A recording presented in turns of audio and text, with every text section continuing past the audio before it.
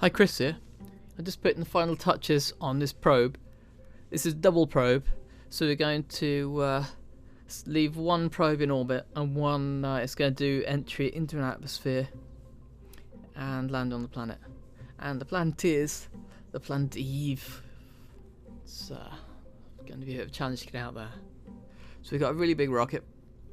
We've got 4 side tanks, which are feeding into the central tank. Let's make sure I add a little bit more science. I don't want this bit to go on to the top of the rocket, because I'm quite worried that it'll be too heavy, or rather lopsided. You've got to make your re-entry module weighted towards the heat shield, so the heat shield will face the atmosphere when you're doing the re-entry. If it's top heavy, it's going to flip around, and you don't want that, because then it's going to burn up and blow up. So first stage, you've got lots of solid boosters, and then we've got 4 side engines which are going to boost us into orbit. Then we've got a massive fuel tank with a big fuel efficient engine that's going to take us all the way out to Eve. So lots and lots of boosters, and all tied together. All those boosters are tied together using pylons to stop them wobbling.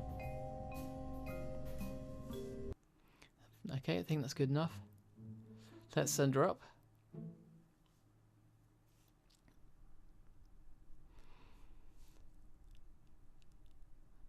Okay, so I've got 2 stages to my solid boosters.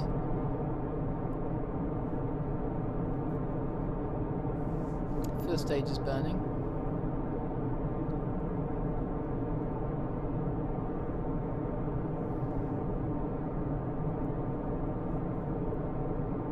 Right, so I've done it in 2 stages, so that I have a much longer burn time.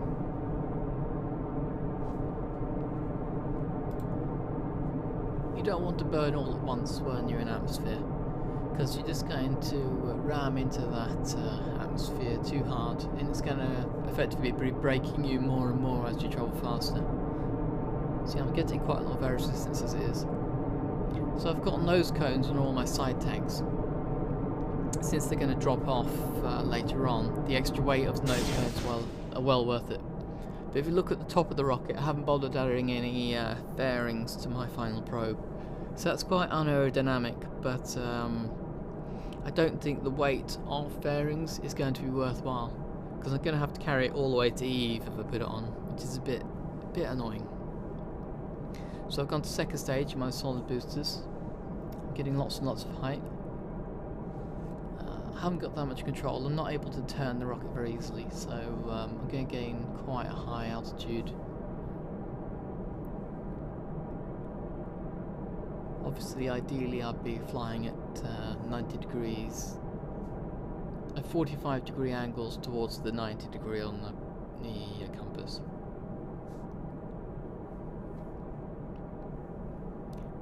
Right, it's about to burn out. There we go. Let's separate. Ooh. Okay, I think it's just one of the struts breaking away. Rocket looks fairly intact. So let's manoeuvre towards the horizon. I'm just going to throttle back, because I imagine my apoapsis is going to be quite high. So my most efficient time to burn is going to be a bit later.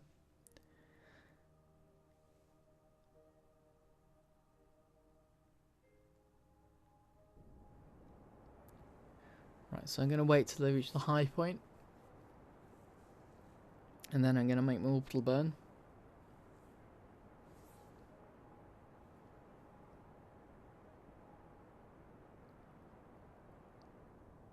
Okay, I'm burning nice and early. The reason why I'm not leaving it till later is because I've got a very vertical, it's not an orbit, is it? It's a suborbital flight. So I'm going to need more sideways thrust to get into orbit, so I'm going to have to just burn for longer. So these 4 side tanks are all feeding fuel into the central engine, and this means that when the 4 side tanks burn out, central engine's fuel tank will still be at 100%. Obviously after they burn out they're going to drop away. They're about 50% right now. Hopefully they'll have enough fuel to get me all the way up into orbit.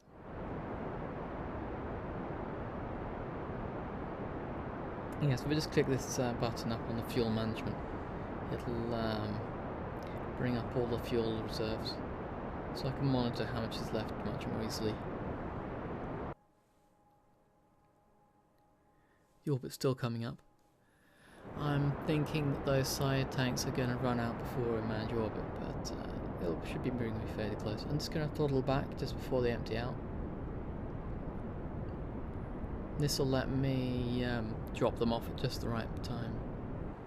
Obviously once they're burnt out you're going to want to lose the extra weight, and just beautifully, perfectly floating away in a synchronized pattern.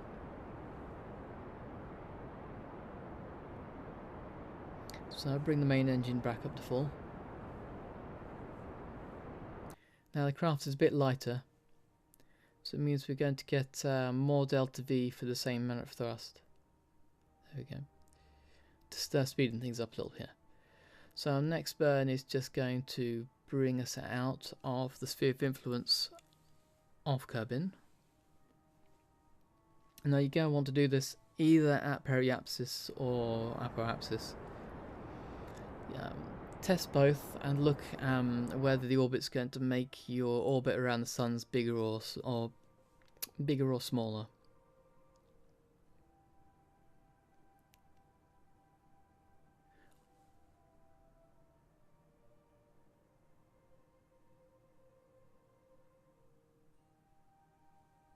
Okay, just checking that the solar panels are exposed to the sun, and getting a little bit of science. So I'm going to go to the node. This is the ascending node, and I'm going to burn at 90 degrees like this, and it's just going to bring me into the plane of the planet Eve. Eve's got quite a heavily offset plane to the Kerbin.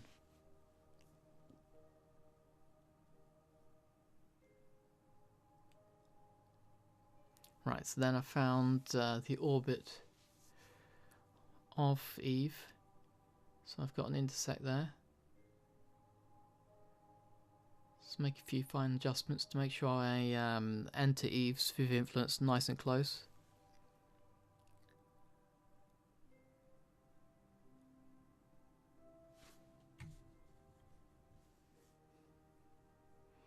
Now you're gaining lots of science. So you could do science while you're in orbit around the sun, and also while you're far away from the planet Eve. So this is high above Eve. Then you can do science again when you're low above Eve.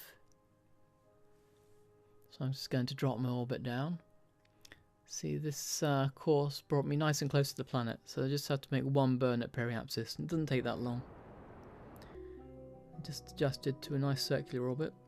So let's do all the science and all the near space science around the planet Eve, and then transmit it all. Obviously I'm not going to be carrying this back, this is a one-way mission.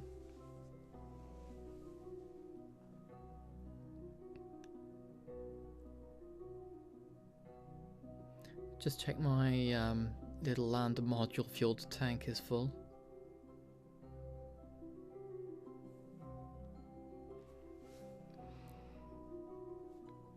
Yeah, sometimes your lander fuel tanks will drain fuel to the main engines, so you have to watch that.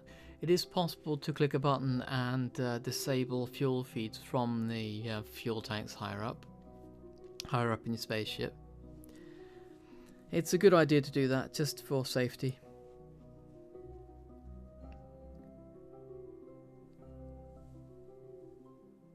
See, my electric charge isn't enough to power these communications.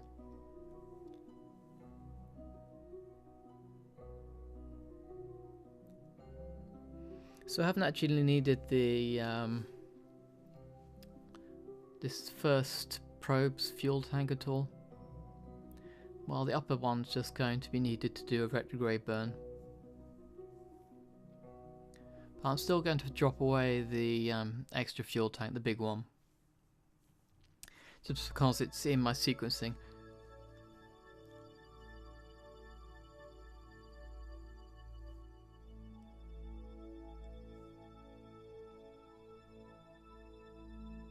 So let's close the service bay. So these struts I've got across this gap, if I didn't have those struts, the top section would have been incredibly wobbly, because I'm going thick part of the rocket down to a thin bit of the rocket, up to a thick part of the rocket again. That's a terrible idea, but because I've got those little struts over there, it's going to do it nice and easily. Struts are your friend. Struts prevent your rocket wobbling. And when I do the detachment of the lander stage, those struts are just going to break away with no fuss. So I'm just bringing the orbit down. I want to be nice and low before I detach my lander module. It hasn't got much fuel on board, so I can't do that much with it.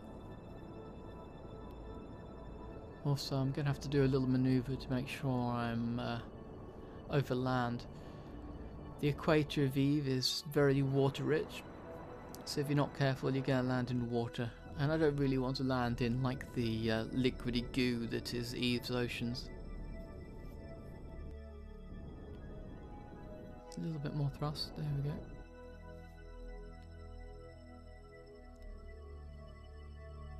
And let's check we got a nice beautiful orbit.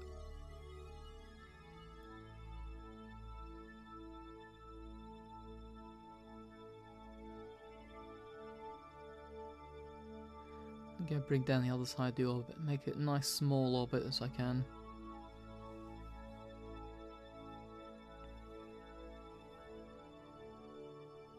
Just line up for the burn. I don't want to make this manoeuvre while I'm in the shadow of the planet, because obviously I'm solar powered.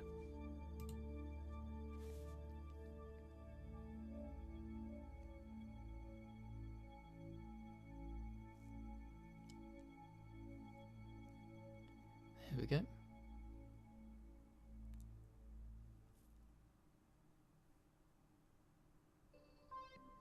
Ooh, I'm actually in the atmosphere. Just dip my nose just below the atmosphere.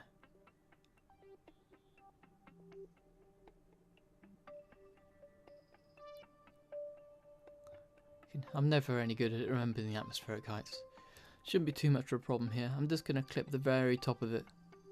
Gonna get a little bit of atmospheric braking, but not too much. So I'm going to wait until I've passed the bottom point of the periapsis, just because I don't want to go any deeper into the atmosphere.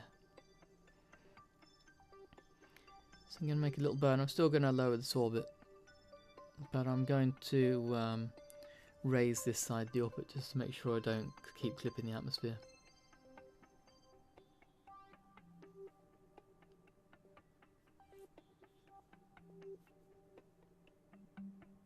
There we go, so I'm just out of the atmosphere now. So I'm going to manoeuvre around to the retrograde direction. Do a little burn.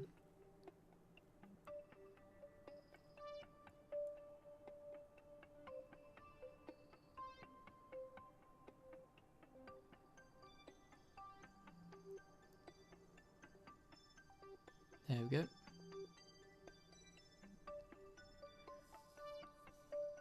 Then I'm going to come round to the apoapsis and do a prograde burn, just so the periapsis is above the bottom of the atmosphere.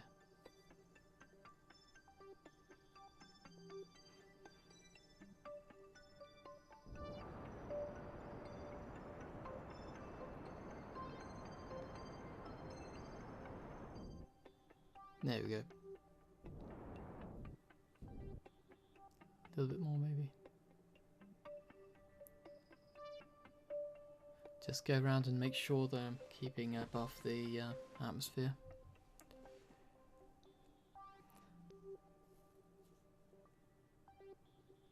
It's our beautiful little spaceship sitting above Eve.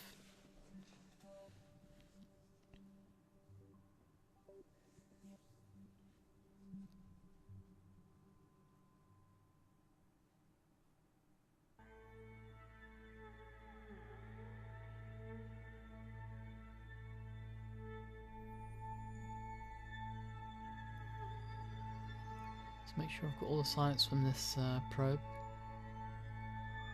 Let's go through them all one last time. Ooh, okay, I have actually got a thermometer on this.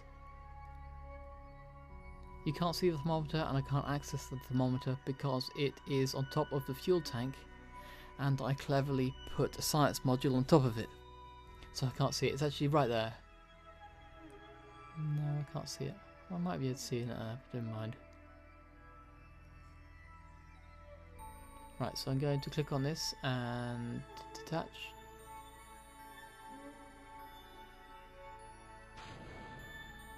There we go. So now I switch to my lander module. I'm going to leave the bays open. And that's because I want to do some atmospheric tests on the way in. So I've got 3 sets of equipment.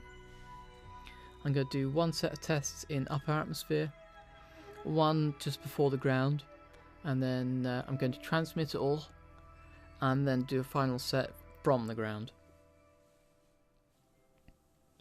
So with 1 landing I could do 3 sets of science. So I'm just going to point in the retrograde direction. I'm drifting a little bit away from the main orbital satellite. I don't want to do too close, but I might clip it when I do the retrograde. Okay, so I'm thinking of landing just below that circle.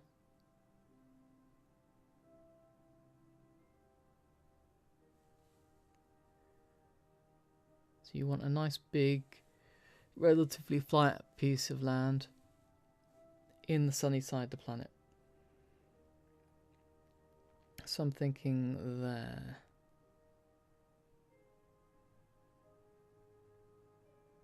So it's going that circle and then to the bottom right hand side of it.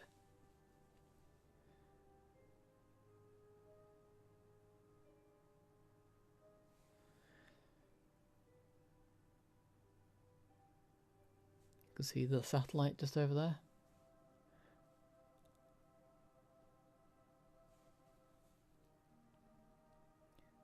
Okay, so this is going to change my direction of flight a little bit. I'm just going to click this and activate the engine. I don't want to risk staging at this point because I have the detachment of the lander module on the staging. I don't want to accidentally detach the lander module before I'm entering the atmosphere. So I'm bringing the orbit around a little bit just so I can be sure I land on land. I want to make my landing as easy as possible.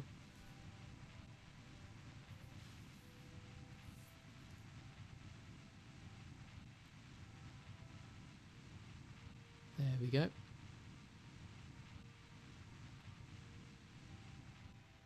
And it's going to go a little bit further. Right, so I'm going to land if I carry on this course.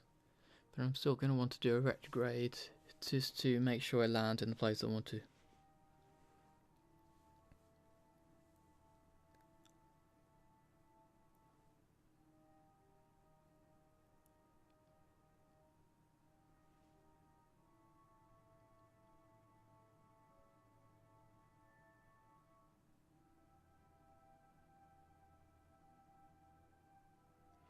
So there's the circular crater. So I'm just coming over the landing zone now. I'm actually in the upper atmosphere, so I'm going to do the first set of tests. This is the upper atmosphere test. Okay, I can't do a seismic test because I'm not on the ground. I'm just going to keep hold of this. I'm not going to transmit it right now, or I'll drain my batteries down and lose control of the probe. Let's close the doors. I'm about to go through the hot part of re-entry. And then line up on retrograde and activate my engines. This is going to slow down as much as possible, so we get a nice vertical landing. Just going to burn this until I run out of fuel.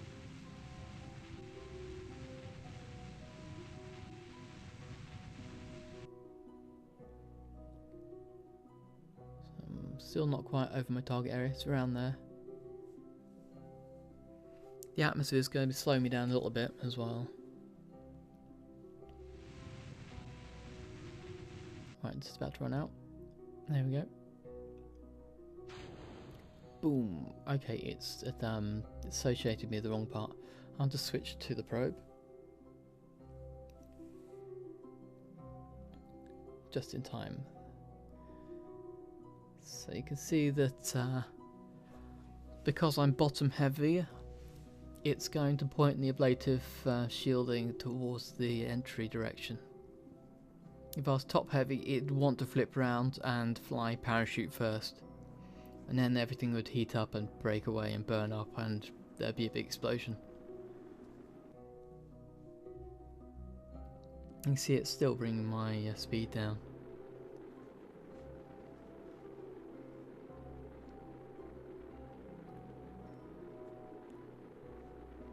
Now when I slow down enough, I'm going to be able to activate my parachute, and drogue chute will be able to slow me down very, very quickly. I'm nearly overland.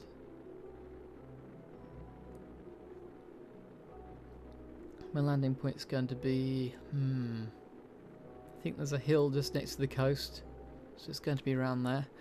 Hopefully the landing site won't be too steep. If it is very, very steep, there is a risk that I'll just roll down the hill, or even worse, I'm going to end up in shadow. I don't think that's a problem here. These aren't mountains, they're only hills. But they still might be steep enough to be a problem. Okay, 28,000 meters. Nearly slow enough to activate my parachute. There we go. See, the fires stop burning. And there goes my parachute. It's going to accelerate time now because it's going to take a very long time to drop. We've got a very thick atmosphere on Eve. And coupled with that, I've got a very light probe attached to a very big parachute, so my dropping speed is going to be very, very slow.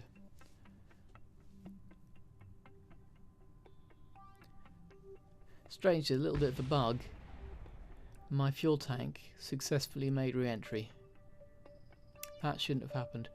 It kind of tells me that if you just have an ablative shield on its own, and you watch that descend, just next to like a massive spaceship, and have the spaceship with no ablative shielding whatsoever, you might be able to bug it so that the big spaceship isn't affected by re-entry heat because you're not focused it at the time. And then once it's slowed down enough, you can switch back to the spaceship and just cheat your way around re-entry heat.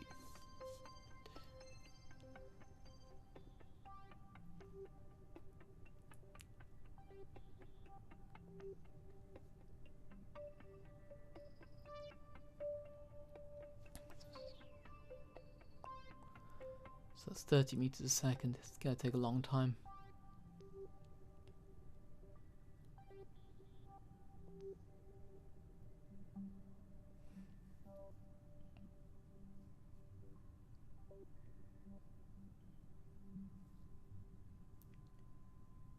Right, so there's a hill just there. I'm just going, only just missed it. So I was a bit lucky with that. I think the land beneath me is fairly flat.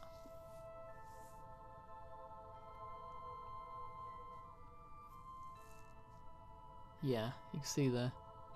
So that's, you got the big hill there. You got another hill just the other side, and I'm landing right in the valley between them. It's like the perfect little space.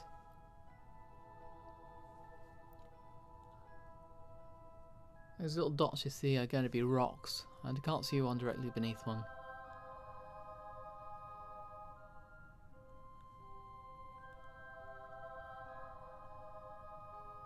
Yeah, there's no rocks directly beneath me, it's just a lovely flat bit of ground.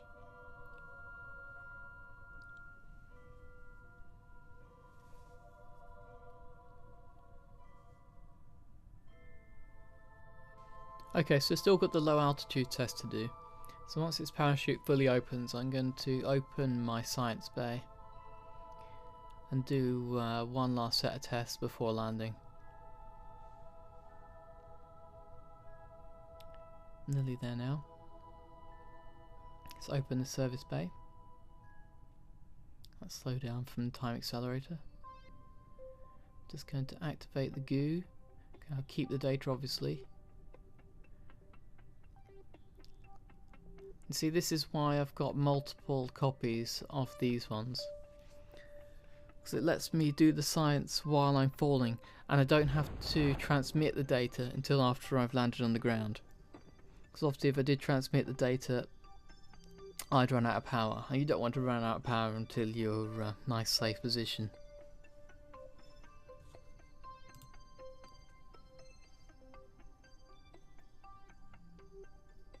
Okay, I'm just going to close it up again, just so I don't have any accidents where I'm landing. You can see my shadow on the ground.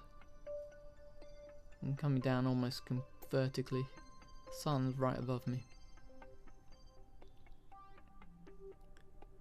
So I'm actually in shade at the moment, because the shadow of my parachute is covering over my solar panels.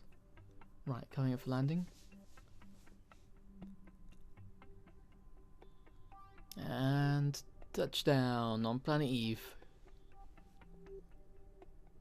So I can try just click this button and transmit all of the science I've built up. Just going to drain my batteries and go to time accelerate.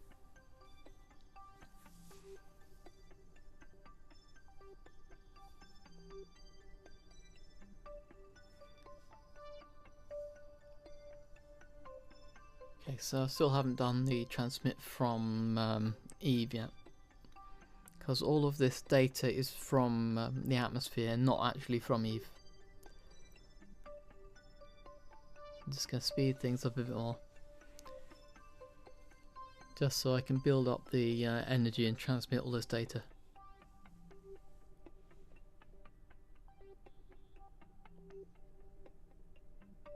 Had it done? Yep. Now open the service bay. Dun dun dun. And one more set of scans to transmit. So I'm just going to get all of the data to keep it all. Get my seismic readings as well. So this is a mineral scanner I'm doing.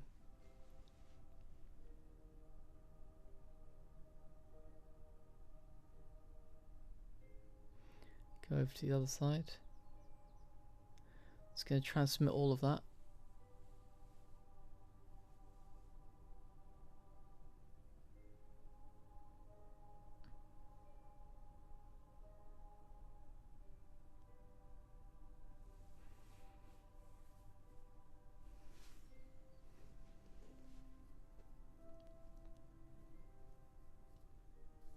So this mission's going to gain me several hundred science.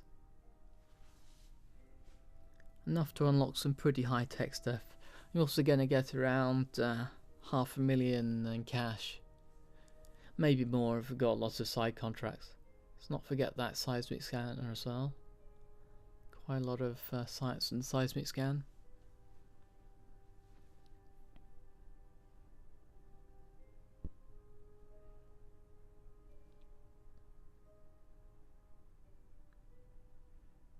Beautiful. So that is successful probe mission to Eve, and we have little probe in orbit left in orbit. We've got another little probe left on the planet, so if we need to get any more science we can do it nice and easy.